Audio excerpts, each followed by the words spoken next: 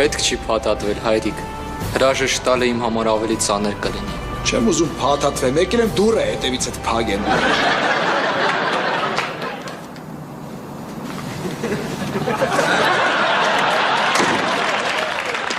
Ռուզան, Մարի, Լևոն, եկեք։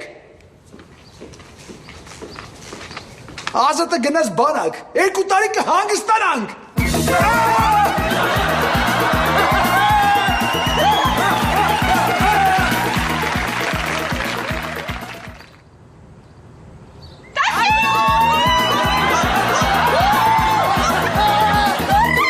Իրեք հորա մարում ենք ու չենք հոգնում։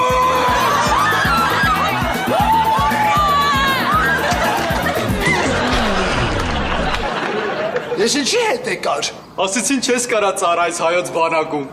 Ինչի։ Ասեցին դու ապուշ ես։